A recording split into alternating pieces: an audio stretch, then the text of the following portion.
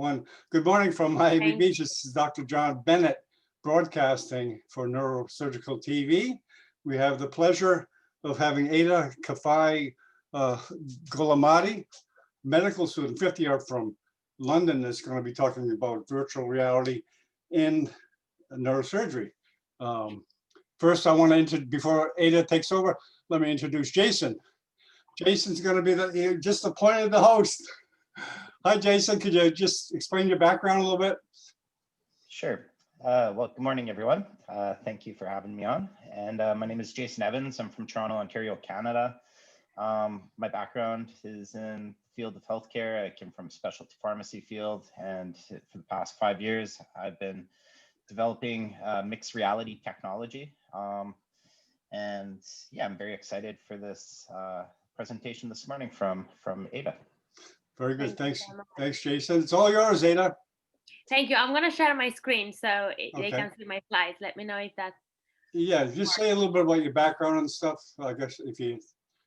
Yeah, I hope they can see my screen now. Yeah, perfect, perfect. Yeah. So good evening, everyone, or good morning. I'm not sure where you're at. Here in London is 1 p.m. and I am at home. So I'm giving this talk, which I have prepared for a neurosurgery audience, but I've tried to change it and make it more comprehensive for everybody so that I don't know what backgrounds you are from, but I hope it gives you just an overview of the application of virtual reality in neurosurgery. My name is Aida. I'm a medical student at Imperial College. I did medical sciences before doing medicine with neuroscience stream. So I worked as a scientist briefly over the summer before joining medical school. And I have a passion for technologies, robotics, and all the new sort of tools we use to improve patient healthcare and outcome. The title of this talk is inspired by Michael Lawton, who is the president and CEO of Barrow Neurological Institute and probably one of the most famous living neurosurgeons. He defines a good neurosurgeon as someone who is virtuoso. And by virtuoso, he means someone who's got good hand skills and can handle tissue in a, delicate way and has good surgical skills, but also somebody that knows where he is in the brain, knows the anatomy, knows, what are the landmarks and what are the structures that you need to avoid intraoperatively in order to properly avoid a disaster, as he's a vascular neurosurgeon. Vascular structures are very delicate. So, excuse me, Aida, your screen is not advancing. Did you know that? It's not. Yeah. No, this is still on the first slide. Oh, okay. I'm sorry. I was explaining the virtuoso title, which is inspired by Michael Lawton's definition of a good surgeon. Okay, I'm sorry. So, I hope this goes. Yeah. So I just made a little disclosure that my research was funded by the Hamlin Center for Robotic Surgery at Imperial College. So virtual reality is a way of expanding precision and giving the surgeon an opportunity to have a 3D image of the 2D imaging, for example, from a CT scan or an MRI scan, and gives him a better idea of where he is within the patient brain or spine. So it was defined as, it was said that with virtual reality, we can plan out how we can approach a tumor and avoid the critical areas like the motor cortex or the sensory areas. Before, we didn't even have the ability to reconstruct it in 3 dimensions, and we'd have to do it in our minds. So once we study anatomy as doctors, you study it normally on books, or you do cadaveric dissections, or you have some simulated models. But then when you are with the patient, all you see is a really tiny hole within the brain. You have the scans on the monitor, and you have to kind of combine these two images in your head and understand where you're going, which structures are nearby. So virtual reality gives the surgeon the opportunity to maintain the focus on the surgical field while having this 3D image of the intracranial cavity without having to move his head or without having to do any mental effort at all. So it is a human-computer interface that simulates realistic environments while enabling participant interaction as a 3D digital world that accurately models actual environment. So this was the definition given by Lanier in 1987. And more than 20 years later, on the 17th of August 29, Dr. David Clark in Halifax performed the first brain tumor surgery, 24 hours removing a simulated tumor. So that was the first time virtual reality was actually employed in neurosurgery. And this is him, this guy here at the bottom is Jaron Lanier. This device, this robot, was introduced in the 1990s, the dextroscope, and it allows the user to interact with a virtual patient, and it's composed of a computer-generated 3D multimodal image obtained from a DCOM tomography data, such as CT scans, MRI angiographies, MRI venograms, functional MRI, or CT angiogram, PET scan, etc., etc. So any sort of image that is visualized normally in a 2D, so two-dimensional format, can be recreated in a three-dimensional format thanks to this device. And it has a combination, a multimodality combination of polygonal meshes, which I'm not going to go into detail, but you can look it up if you want, because I don't really understand the theory behind it. But this was one of the first devices that allowed to sort of create a virtual reality platform for doctors. So we've said that it's a computer-generated reality. We said that it fuses multimodality, 2D images to create a patient-specific models in a 3D format. And you have to obviously wear these Google Head glasses, the HoloLenses, in order to be able to interact with the virtual reality platform.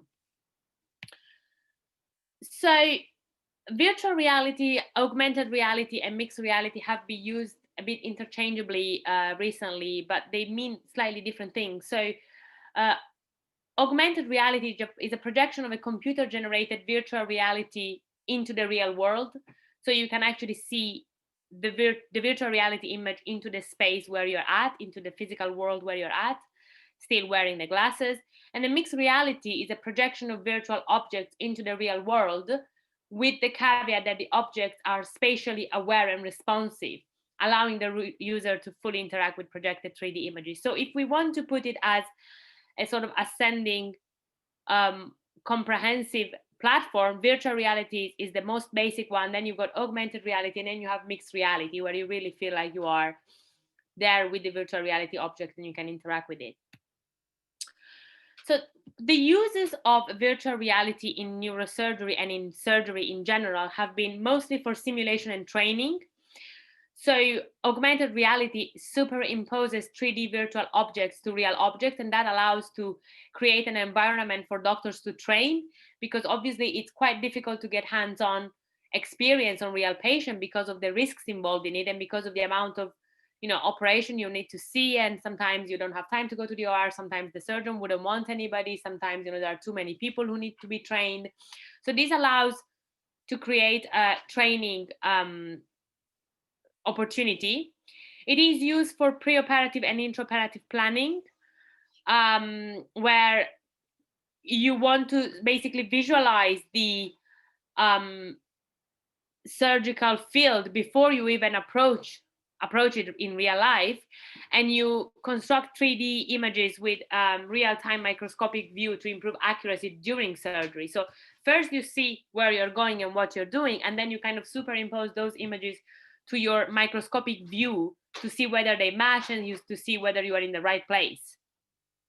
It has also been used for patient engagement. So patients are often very anxious and very worried when you tell them you need to undergo brain surgery, understandably. So these virtual reality platforms have been used to show them what's actually happening within their head, and that has been proved to reassure them and give them a better understanding, and sort of allow them to be a bit less anxious about the procedures. So for preoperative and intraoperative planning in particular, before we used to calculate the parameters by relying only on previous experience and or imagination. So you were like, okay, this is where I think the middle cerebral artery is, or this is where normally the sylvian fissure is, and or I have this anatomical landmark, and this is the central sulcus. But we all know that people differ anatomies are different. And so it's not a very reliable or safe method to just say, I'm going to base my next move in such a delicate organ based on my previous knowledge of anatomy. So with virtual reality, we are able to construct 3D patient-specific models for preoperative imaging used to map the anatomy. So we have the neuronavigation system, which allows you to basically with a probe understand where you are in the brain. You have the stereotactic location, which gives a point using geometric references. You have the minimally invasive, like, endoscope or whatever device you're using. You have the image guidance. And then you combine all of these and you give that 3D view of the surgical field, which allows you to be safer when you're operating. So this is a statement that I found in a paper by Tagayatayan et al., where it says that every time the surgeon wants to check his relative position on the patient's brain and the preoperative images, he or she has to switch views between the computer screen and the surgical field. This was before. And the preoperative image displayed on the computer screen is divided into 3 separate images. So the sagittal, the coronal, and the axial views. These are the imaging views. And the surgeon has to mentally merge these images in his or her brain to create a single 3-dimensional composite image. And they claim that the frequent switching of views during the surgery disrupts the surgeon workflow. So this has been a major challenge in the past of maintaining focus in surgery and having to constantly look down, look up, look down, look right, look left doesn't really help to maintain the focus. And virtual reality has solved this problem because you just look down in your surgical field and everything is there, 3D, colored, transparent, whichever way you want it. You can see right through it without having to move your head around. So as I said before, we used to use cadaveric dissections and textbooks for simulation and training. But now we have this fly-through brain to strip away layers of tissue to examine the anatomy, thanks to virtual reality. So this is diagram showing a setting of a virtual reality operating theater. So you have the HoloLenses where there is a camera and there is a sensor and there is the augmented reality display. This is all within the HoloLens. You have the lead surgeon who is wearing the HoloLenses here.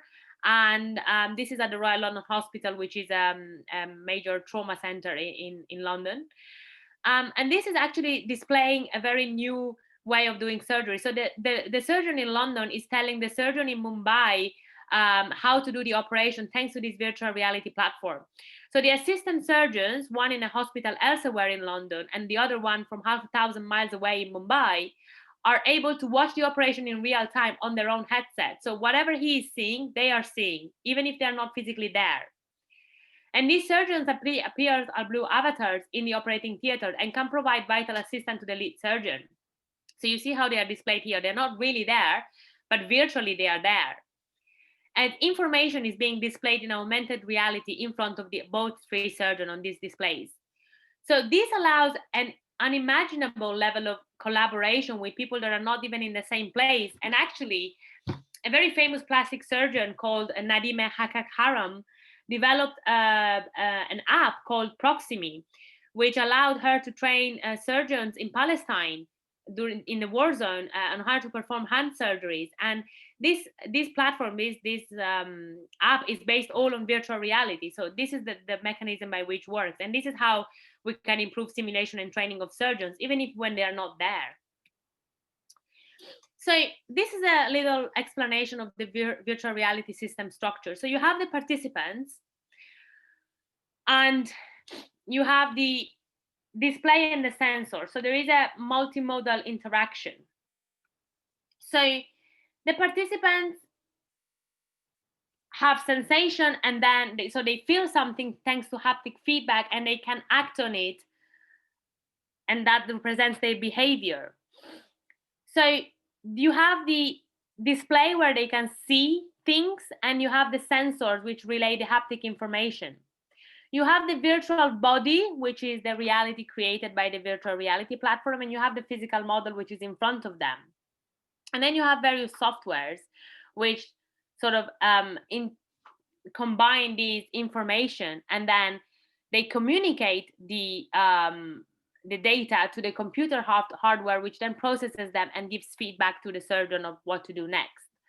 So this is a rather complex system, and I don't think there is any point in trying to understand it all unless you are very interested in the field. But the point is that you can see how there are multiple levels of checkpoints, let's call them, and interactions where information is relayed from the virtual world to the real world, and then it guides basically behavior of the operator. So behavior and sensory transducing subsystem converts natural behavior into digital information and digital information into physical consequences. The virtual toolkit subsystem coordinates and displays computational hardware, software, and software functions and resources and the world model. And computational subsystems such as the operating system and hardware customize the VR software to a particular machine architecture. So this is how it all works. But again, just know that it's a complex system and have a little insight into how it works. So the VR structure itself, there is the presence, which is the impression of being within the virtual environment. And then there is the participant inclusion, which is that boundary between the software model of the participant and the virtual environment. So when I mentioned haptic feedback, so haptic is basically the touch feedback that you get. When you are touching something virtual, you still get a feedback in a VR setting. So haptic touch sensation is simulated by calculating the forces applied to a cut or a punctured tissue via force feedback loops. And a low update rate for soft tissue and a high update rate for hard tissue gives a relatively accurate feedback of what you're touching. But so far, the calculation cannot be made fast enough to update a display of 30 Hertz. So and that's a limitation of the system. And some joysticks and gloves provide user with the sensation that they are of what they're touching. If we go quickly back to the VR setting, just want to show you the gloves. Yeah, these are the sort of gloves that you wear and that here Jaron is wearing, and they allow you to get haptic feedback. Yeah, so this is a force feedback loop diagram. So you've got the motor commands, and then you've got the tactile information giving back to the human brain. So this is the surgeon hands, which is obviously wearing the gloves, even if here there is no gloves. The surgeon moves the hands. The motion is transmitted to the robot, in this case, the haptic interfacer, which then transmits it to the sensor, which position the information. And then they transmit the data to the machine. The force data is collected and it goes to the actuator and brakes, which transmit it again to the haptic interfacer, which transmits it to the human skin, which transmits it to the brain and then kind of guides motion. As you see, it's just a system where motor commands are guided by the sensory information that are received thanks to these gloves that the surgeon is wearing. So I am also involved in a relatively new field of research, which is new for me, actually, robotic surgery. And we are now looking at tool tissue interaction forces in surgery, and how can we determine whether there is a safe threshold, because a lot of surgical damage, especially in neurosurgery, ophthalmology, vascular surgery, is caused by applying too much pressure to the tissue. And that is because, especially when you are doing robotic surgery, the haptic feedback is not very accurate just yet. As we said, it can't go beyond 30 Hertz. So you might not get a feel of what kind of tissue you are touching, and then you apply too much force and you create a perforation or ischemia. So the surgeon's hand moves the end effector, which is the robotic arm, basically, causing the device to relay its position via sensors to a computer running a VR simulation.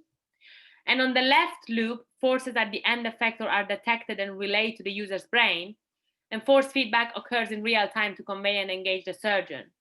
So the haptic device's driver card plugs into a 500 millihertz computer equipped with a standard graphic card and regular color monitor.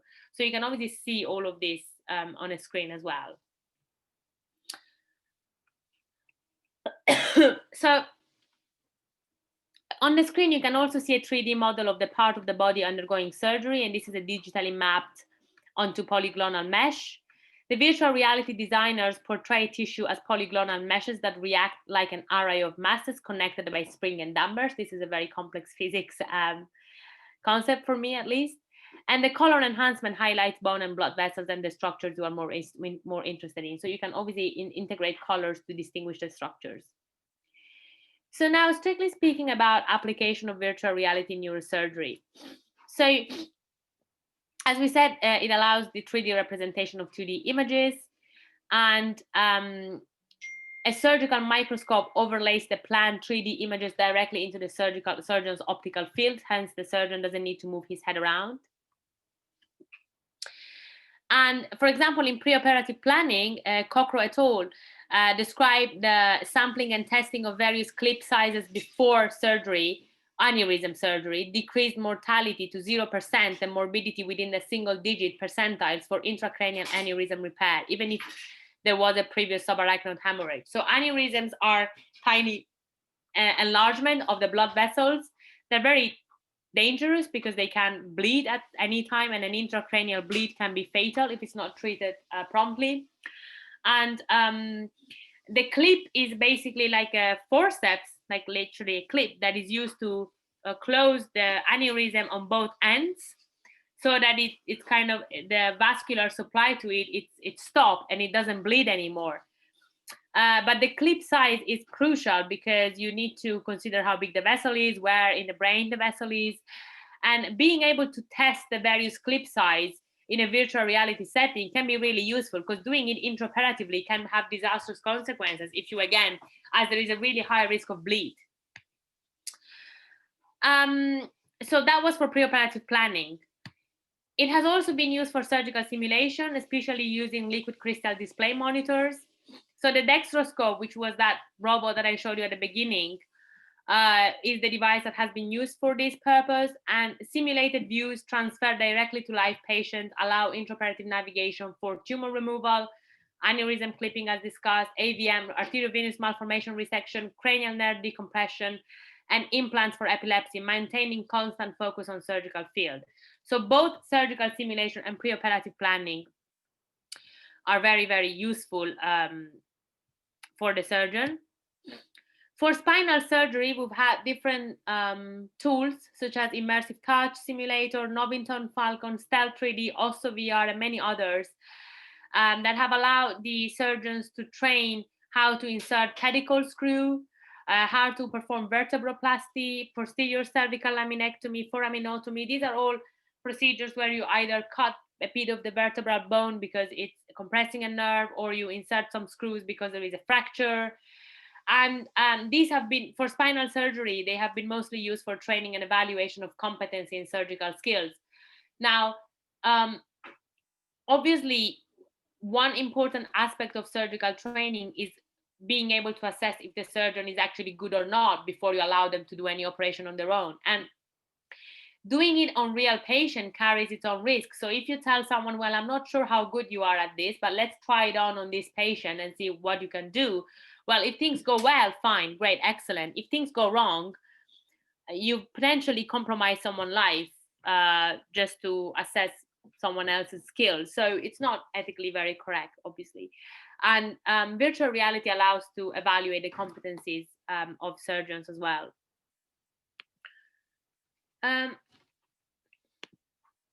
For cranial surgery, we've got, again, various systems, NeuroTouch, Immersive Touch, that have been used for training. NeuroPlanner is a stereotactic brain atlas that allows to map, plan, modify the procedure in real time with a mixed 2D and 3D reality simulation. And it has allowed to prepare for complication and identify optimal approach. And IBIS is an intraoperative brain imaging system. It's open source simulation platform. And it identifies the discrepancies between the preoperative imaging and intraoperative ultrasonography to update inaccuracies using augmented reality in real time. So in this picture, you can see that this is from IBIS. You have the vessels here. You can't see them, but you have superimposed the MRI, I believe, and then you have the vessels in yellow. and you can see the trajectory, you can see where it goes, so you know that you have to avoid it. Even if you can't, it's not physically there, you can see it thanks to the virtual reality. Same here, all these red vessels, they're not actually there, but you can see them. In vascular neurosurgery and for neurointerventional surgery, obviously we've mentioned aneurysm clipping, mechanical thrombectomy. This is a new, relatively new treatment for stroke. And the problem with mechanical thrombectomy is that not many people do it, so it's very difficult to train people for it. And virtual reality allows to train people.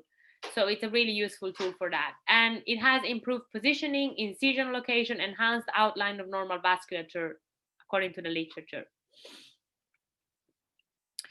For peripheral nerve surgery, we have a virtual reality assisted radiofrequency trigeminal rhizotomy.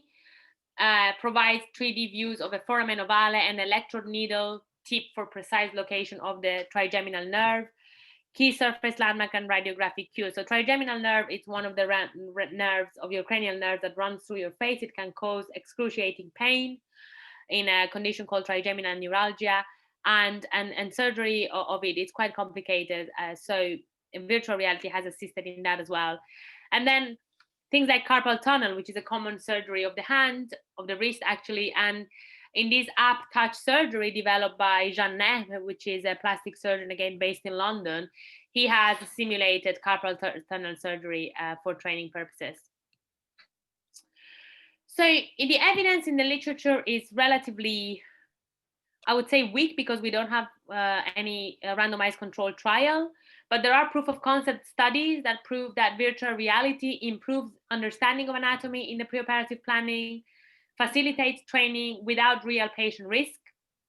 And also virtual reality and augmented reality improve intraoperative attention and focus in all surgical specialties, because the surgeon does not have to deviate their attention from the surgical field to a monitor, and therefore can improve 3D patient-specific anatomic evaluation and surgical ergonomics.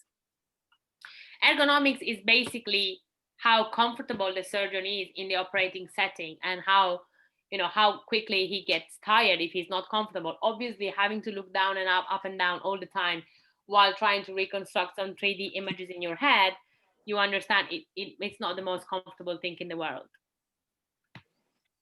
So advantages of VR, we have obviously intelligent computer backup, minimizes medical mistakes. It's more effective minimal access surgical technique. So you make the hole and the incision smaller and smaller, decreasing infection, decreasing, post-operative complication, and also making sort of the aesthetic of it much better. And better training in anatomy and surgical skills reduce the needs for cadaveric training. There are lots of limitations, however. First of all, there is a very steep initial learning curve and continuous needs for training. So people can't just walk in a room and use a virtual reality setting. It's quite complicated. It can, it requires a lot of, sorry, not sure what I've done. It requires a lot of training. It adds time to the already long surgical training. So surgical training in the UK is approximately 8 years. I think in the US it's 5 years or 6 years. So imagine having to add a few months to this already long training to train them how to use a VR. It has shortcomings in realism of simulation. So obviously these are models, so they can't be 100% accurate. There are some time delays in simulator response to the user. So when we say real time, we say real time with a delay. So the delay can be anything between seconds to minutes, but it can be still dangerous to rely your next move on what the machine is telling you, because the machine may not be processing the information fast enough. These whole tools and softwares and devices are all very, very expensive. So obviously they're not available to all surgical centers.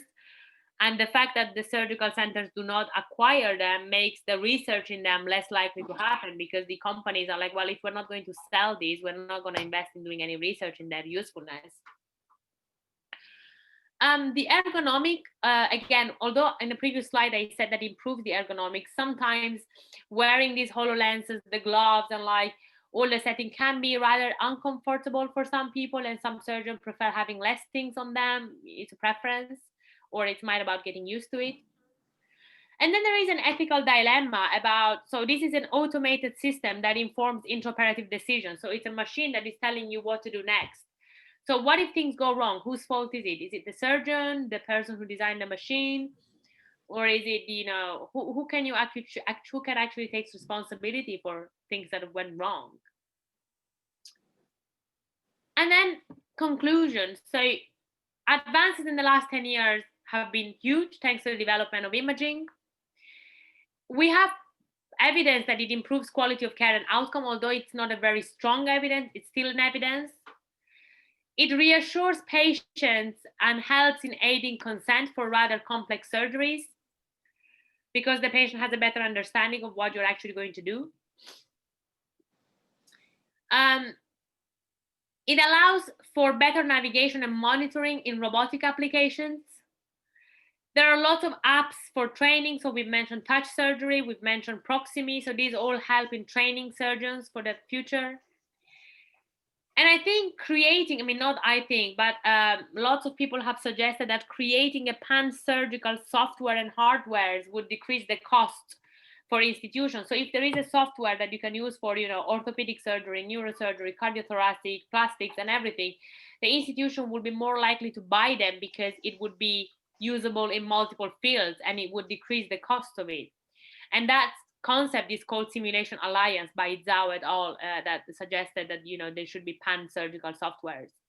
And obviously, as in every upcoming field in medicine, we need randomized controlled trials to see whether this is actually safe or useful at all in surgical training and outcomes. And this is just a video I took from YouTube. I would like you to watch it because it gives you a taste of what is virtual reality surgery. It's 5 minutes. So I'm going to play it. You can all watch it. On Monday, June 5th, 2017, I felt the worst headache in my life, like an ice pick driving through my skull.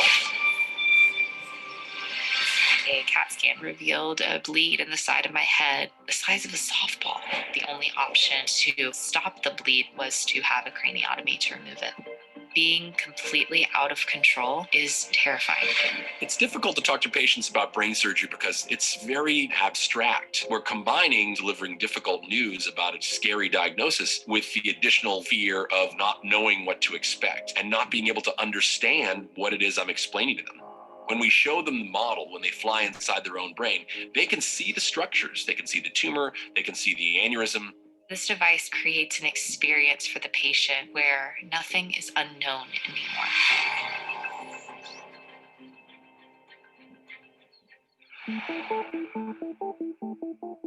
Well, it's certainly daunting to think about somebody tinkering around inside your head. There's a whole bunch of anxiety that comes with that. Patients are looking for some hope. They're looking for a way to understand what's happening. What's made brain surgery historically pretty challenging is surgeons have to look at two-dimensional imaging and then in their mind's eye create a three-dimensional map of how they might approach the operation. We thought, you know what, we can intervene here and we can take MRI and CT scans and fuse them together in our software to create a virtual reconstruction and change the practice of medicine for the benefit of the family, the surgeon, and the institution. It is that person's anatomy VRalized. The Intel processor really allows our content to come alive. We've worked with surgical theater, taking our latest desktop and notebook processor technologies so that we can very quickly render those 3D environments in the exam room and allow that patient to have a real-time immersive experience while their provider's in the room. Hi there. Good morning. Good to see you again. What you're looking at now, this is a three-dimensional model of your brain. You see the tumor there in green? Yes. And you're getting something to see that most patients never get to see. I was totally panic-stricken. I'm not a doctor, so I couldn't understand what they were trying to tell me because I had never physically seen a craniotomy before. It's so hard to wrap your head around what they're about to do. When I put on the goggles, my surgeon asked me if I was ready to fly. In the moments where they were telling me really terrifying things, I also felt a little bit of peace from the way that it was being presented. I was able to, in real time, see inside my brain. I was physically there with them, looking at exactly what they were trying to communicate. Before surgical theater, preparing for surgery was literally me sitting over a cup of coffee, kind of thinking, okay, I'm going to do this. And then I remember that the optic nerve is here. But those preparations were a kind of ad lib. Now, with 360-degree 3D reconstructions, we're able to be inside that environment, which is as close to brain surgery as we can actually get without being there in the operating room. The advantage that the virtual planning and rehearsal brings to our readiness for surgery is the ability to simulate multiple different approaches. In a real patient, we don't get to try that more than once. We only get one shot at it. In the virtual model, we can do 2 plans, 3 plans, 5 plans, and see which one is the best for the individual patient. Make the bone look a little more like bone, so it's not translucent at first. Now that I can see the frontal sinus, I'm planning it, yeah. Let's bring in the microscope. When we're in the operating room and we get to the time of surgery, because we've done the preoperative rehearsal, it kind of feels like deja vu, like, okay, I've been here before, I know where the important structures are going to be. Here we are, we're coming up to the back of the tumor right here. This would be a good place to do an overlay. Makes the tumor more translucent. I was at the hospital in the ICU for 10 days, and I had 2 angiograms, 2 MRIs, 2 CAT scans, and a craniotomy. I had a risk of having epileptic seizures for the rest of my life, not knowing that I'd ever be able to drive a car again, that I would ever be able to run again. But I would say the biggest testament to how everything went was the fact that I'm sitting here today. It was nothing short of a miracle. I think this technology is absolutely groundbreaking. I wouldn't use the word revolutionary. I would say it's evolutionary. I think virtual reality will change the face of healthcare. I think in some ways it already has. This is just an expertise that Intel possesses that has helped us advance in ways we never thought possible. People are demanding transparency. I think people deserve to be spoken to in a way that they can understand. It made me more grateful for each and every moment that we have. We experience life in 3 dimensions. Why should our medical care be any different?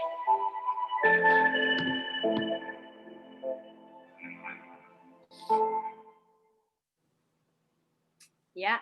So, and this is the people I would like to thank, are my mentors, and some doctors I work with at Queen Square National Hospital for Neurology and Neurosurgery and the ICL Center for Robotics. And this is my emails, my Twitter, my Instagram, and I'm happy to take any question you may have. Okay, very good, excellent. Let me get you off the screen there, Aida. Yeah. Or you want to leave that up there? Or Yeah, I can. I mean, up to you. You can leave it, or you can go back to normal screen. Yeah, well, I'll do that in a second. But thank you very much. You're working on one of the limitations, which is the learning curve. Most physicians, most neurosurgeons don't know what the heck it is, and I don't either. So we're working on that limitation with this technology. So Jason, I'd like to have you take over, and I'm sure you have a few questions, Jason. Why don't you start off and run the show? Go ahead, Jason. Sure. So thank you, Aida, for the presentation. It was well informative and some very interesting discussion that you provided. So one of the questions I had was, oh, you're very welcome. You had mentioned several problems that you see VR technology being able to assist neurosurgery with. What are some of the top problems through your experience so far that you see? So first of all, I think in neurosurgery, there is a lot of change that happens anatomically during the operation, especially for brain tumor surgery. So I saw a lot of glioblastoma resections in London. So glioblastoma are like solid tumors within the intracranial cavity, and they create what we call a midline shift. So they shift the structures of the brain, they push them around. They also sometimes obstruct the flow of the cerebrospinal fluid in the brain. So they create a lot of swelling, which again pushes structures around. So when you start removing the tumor and you start to suck out the tumor, these sort of spatial changes start to go back to normal, and that's why the anatomy then therefore changes as a result. And some structures which initially in the imaging were somewhere, now they start going back, shifting, you know, a couple of millimeters away. So the intraoperative change, it's quite significant, and you have to take that into account when you're relying your surgical resection based on previous imaging. There is, for example, in London, at Queen Square, where I watched this surgery, they have an intraoperative MRI. So they scan the patient during the surgery, first of all, to see how much tumor they've removed, and also to have a better real-time view of the anatomy within the brain. So I think this is one of the challenges that we need to overcome. And of course, virtual reality has helped with it. But again, we've said that the real-time image created is not sometimes so accurate, it's not so fast. And I think this is what you need to be careful with, because every single millimeter of the brain is functional. So either it's functional, so if you by accident damage it, the patient will have some cognitive impairment, such as, you know, being mute, being paralyzed or blind, or you may cause a very bad bleed, because these tiny vessels that run in the brain are extremely sensitive, and if you literally accidentally punch them, then this is it, there will be a bleed which can have disastrous consequences. So it's very difficult, I think, to rely on images taken before the operation when you're removing something that might be, you know, 3-4 centimeters big and has created significant spatial rearrangement, which then starts to go back to normal. This is one challenge, I mean, for my limited experiences. I see a question here. Fantastic. Yeah. So you had also mentioned, you touched on robotic surgery with too much pressure being applied to the tissue. Robotic feedback is not very accurate yet, and you cannot go past 30 hertz. What's been your experience with the haptic feedback technology today? So I have to say, I personally, being a medical student, I've never even stepped into the OR and like done any sort of operation myself. So everything I'm talking about is either based on the literature or some stuff surgeons have told me. I think haptic feedback, it's very useful for surgery. But what we've seen in our review, which is not published yet, we've submitted it, but it's not published yet, is that it is more accurate when it comes to hard tissues than when it comes to very soft tissues. So if you're talking about haptic feedback in orthopedic surgery, or even, you know, literal ear bone surgery, or when it comes to bones or cartilages, the feedback is rather accurate, and you kind of have a bigger window in which you can apply forces and still not create any significant damage. But with neurosurgery, for example, most of the forces applied are below 0.0001 Newton. So the machine is not even able to pick up the forces you are applying. So it just gives you less than 0.001 Newton, which means that you never know if you're applying. So the risk are either you don't apply enough forces, so you don't complete the tasks. For example, coagulating a vessel, or, you know, perforating a tissue, you don't apply enough force and you don't complete the task. You apply too much force and you cause damage or bleeding. But we don't know how much force we need to apply. And there is no study in the literature that tells you this is the safe window for this type of tissue, or this is the safe window for this type of procedure. It would be something useful to identify in the future. But I don't think many surgeons rely on haptic feedback, especially for soft tissue surgery at the moment, because the forces are too small to be picked up by the machine. And you just really have to rely on, like, a lot of surgeons, for example, for brain tumor surgery, they told me they rely on the consistency. So they feel when they are, for example, sucking tumor out of the brain, they feel like the consistency of a healthy tissue is different than the tumor tissue. So tumor tissue is more sticky, it's more hard to extract, and therefore they get that kind of sensation from the instrument that it's sticky, it's hard, and they rely on that. There have been, you know, many, I think, ways of trying to identify healthy in tissue and tumor tissue. we have like now contrast enhancement, there is the 5-ALA that is used to light up the tumor under the microscope. But still, I think what I've heard from the greatest surgeons who I have seen or talk is that a fool with a tool is still a fool. So you have to still have your background knowledge, and these tools can help you to improve your sense of security. But you can't just rely on these. I don't think so far we can't do that. Excuse me, Jason, there's a question from a Nepal medical student. Now, Prath, do you want to try your camera? Her bandwidth is kind of low.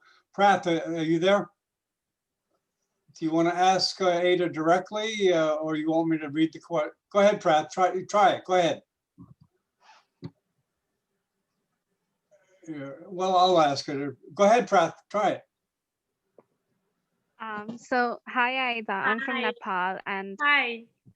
Yeah, I was a bit confused about when you said about like assessing the competencies of the trainees via the virtual reality.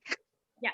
Are there specific centers that are offering it right now? And is there any concrete research as to extrapolate those findings of the ability of the trainees to operate in a particular setting where only 2D images are used, as VR is not widespread as of now? Yeah, so you mean, so your question is that if there is any way of comparing the assessment with the VR compared to the assessment with the normal ways? Yeah. Okay, like, so are there, yeah, go on. yeah, are there any centers that are offering like a VR-based training for Yes, students? there is. In Stanford they are. I think in Stanford they are offering some virtual reality based training. So I have to say, I am not aware of any center that is offering only VR based training. So training of surgery is obviously on cadavers to start with. So you start with cadaveric models. You have then 3D models, which are just sort of phantom models. So they're made of, various materials that simulate the tissue.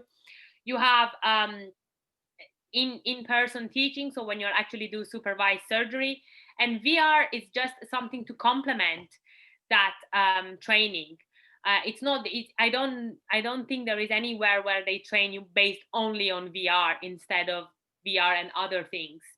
However, I think so with Proximi, which is this software created by this plastic surgeon Nadina Hakakaram in London. So she, I think the claim is that, I say the claim, but I'm sure it's true. They performed the first assisted hand surgery in Palestine, thanks to the team in London. So the team in London told the team in Palestine, who had never done that surgery before, how to do it, just through virtual reality. But more than training, that was assisted surgery, because they were seeing the same screen, they were seeing the same operating field, and they told them step by step what to do. But I don't think there is anywhere where they train based solely on VR.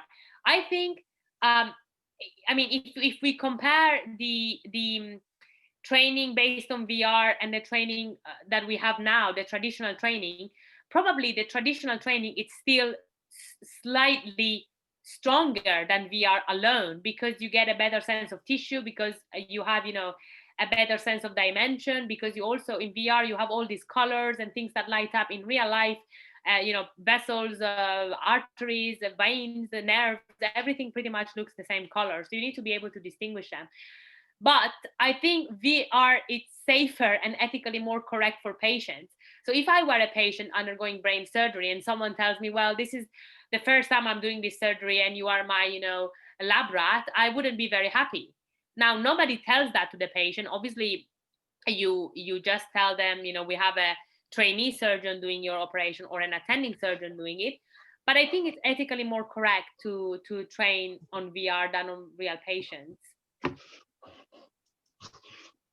not sure if Thank you so much. question, but I think in Stanford they are doing virtual reality training, as far as I know. Prath, let me interject a question real quick. How much of online training can effectively be done in VR?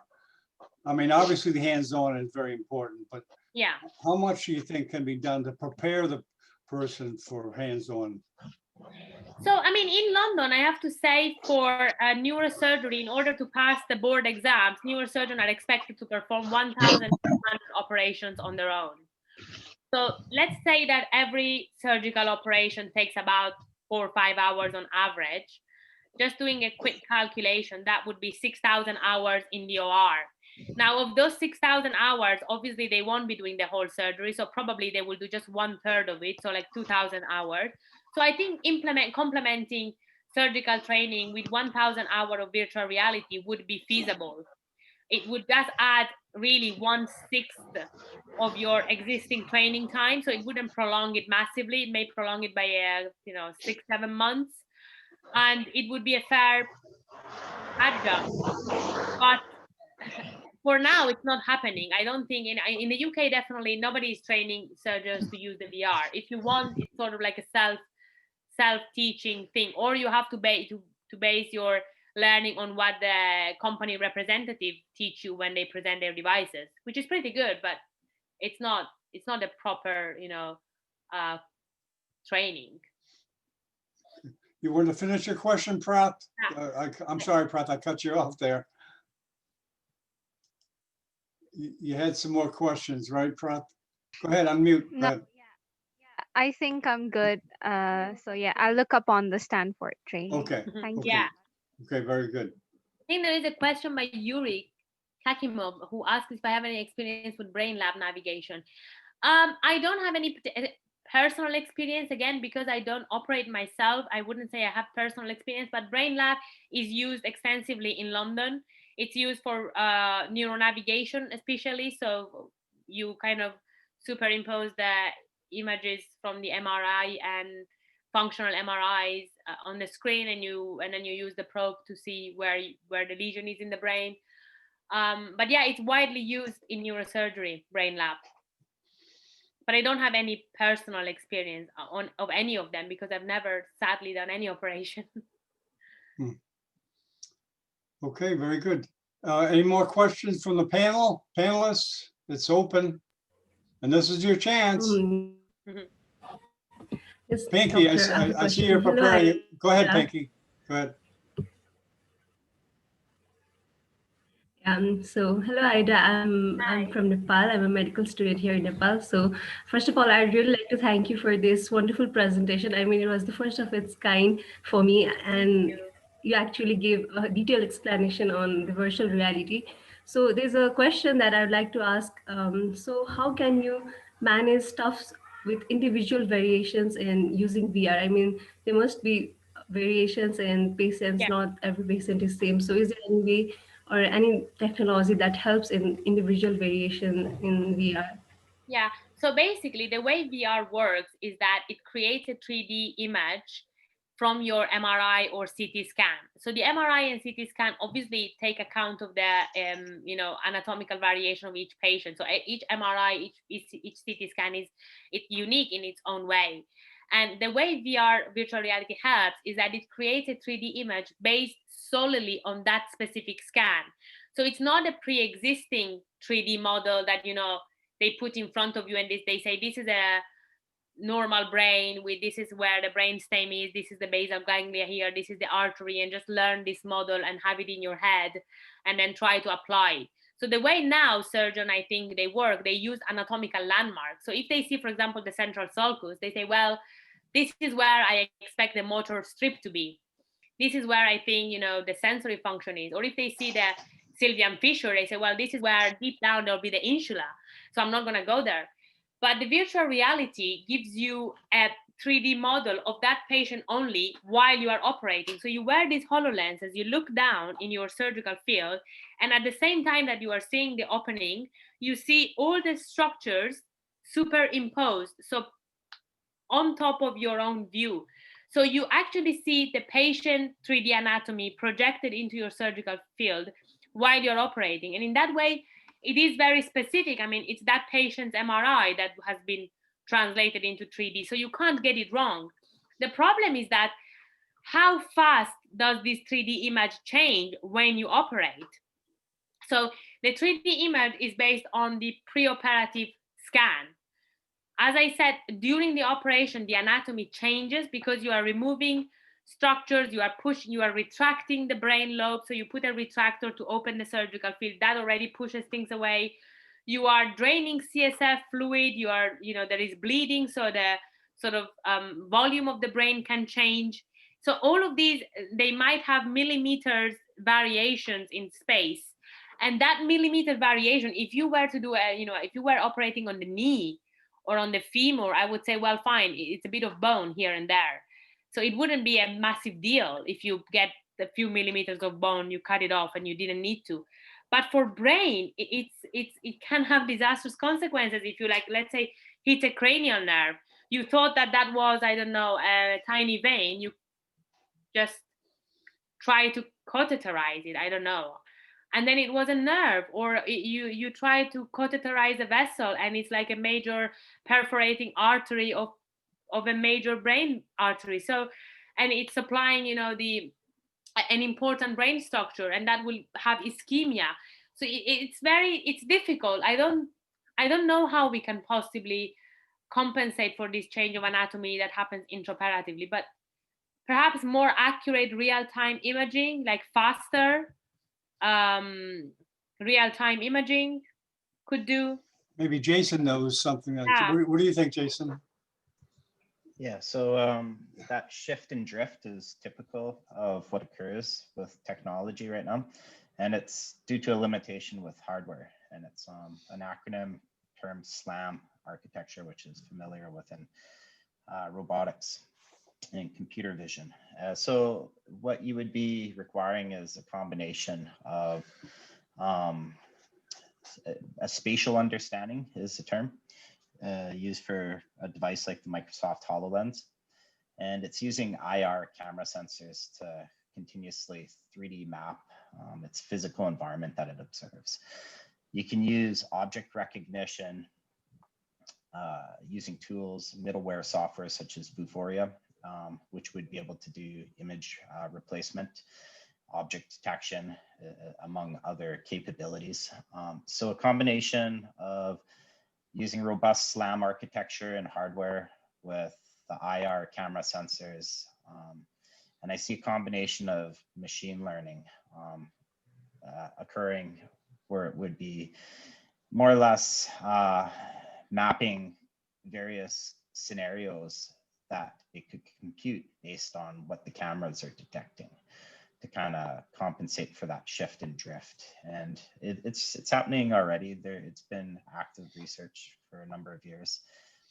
And they've been making improvements with how to minimize that shift and drift of holograms. And just give you an idea, a simple thought experiment is just imagine you have like a 3D object model that you can see sitting on your table, and you rotate your head quickly and you turn back to it.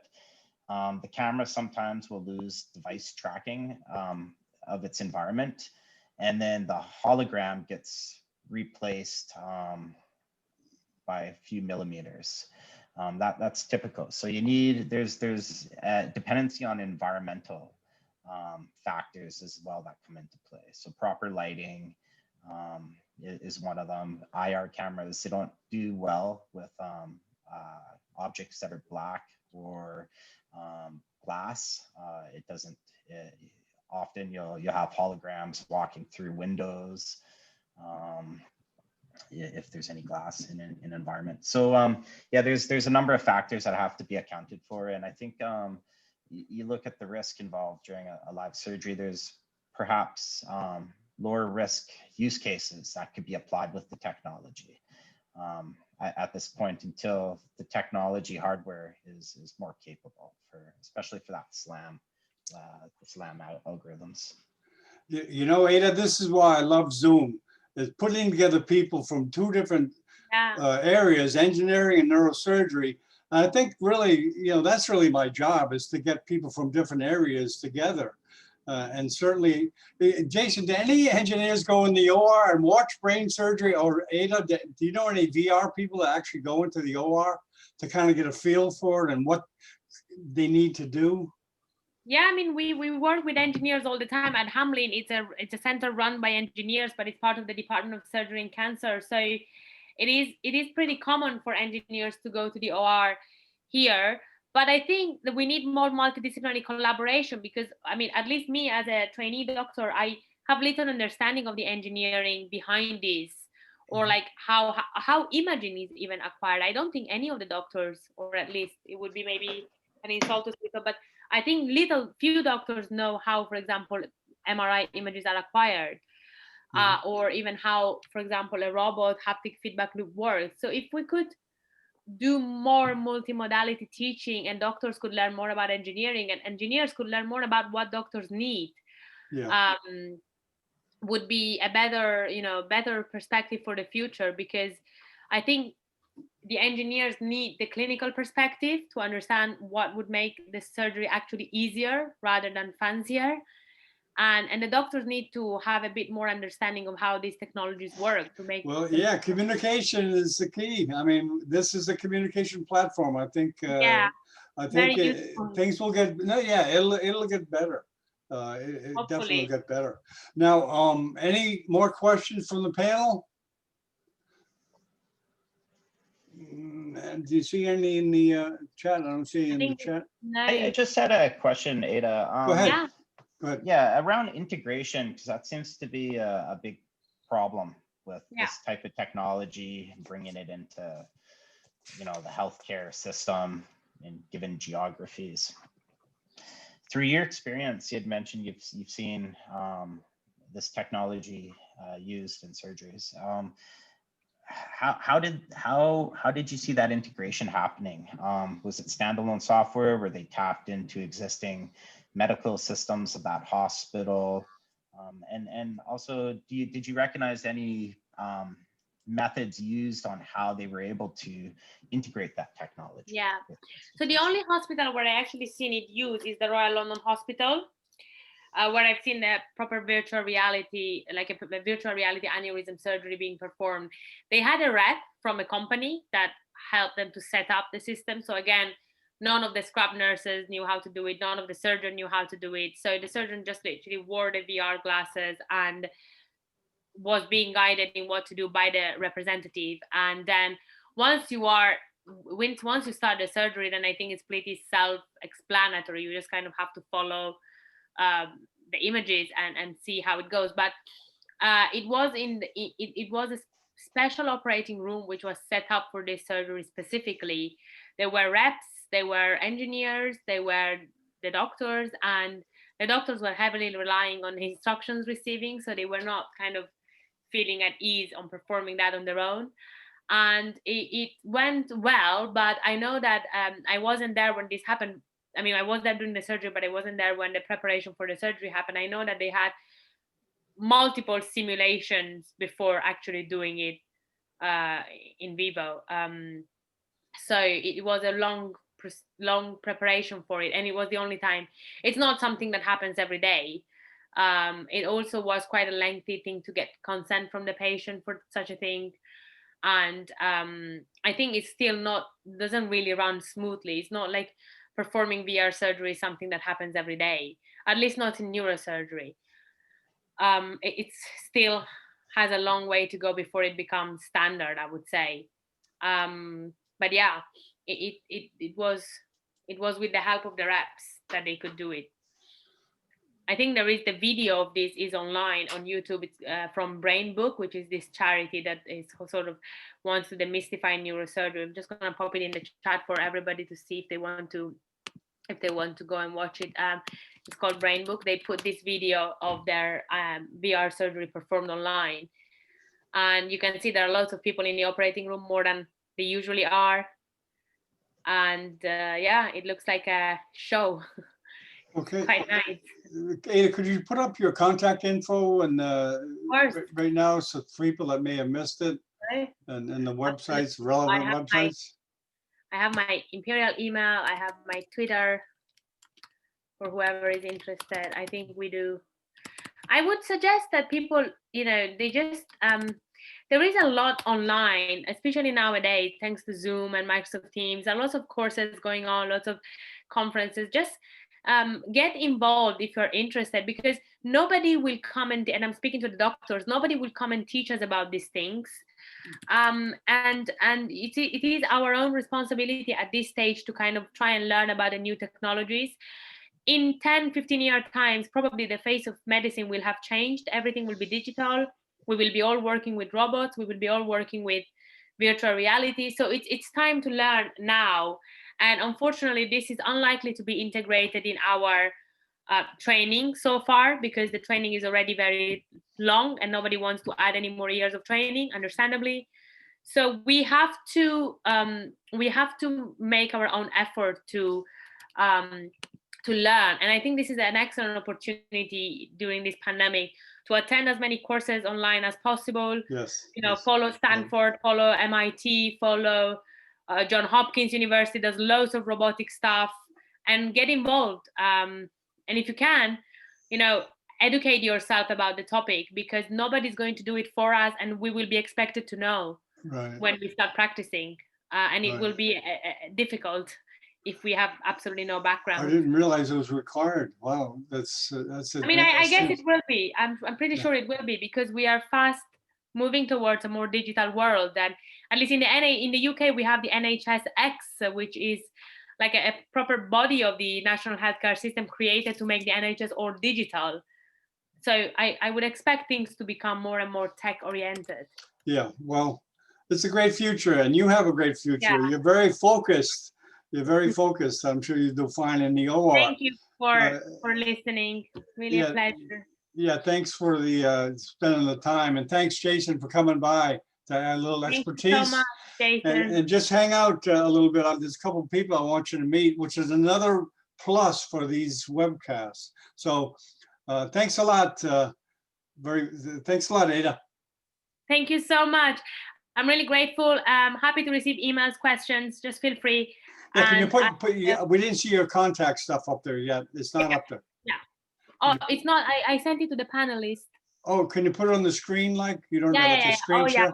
Yeah. That's a little easier, I think, for some people to, because some people on smartphones, it's hard to copy and paste.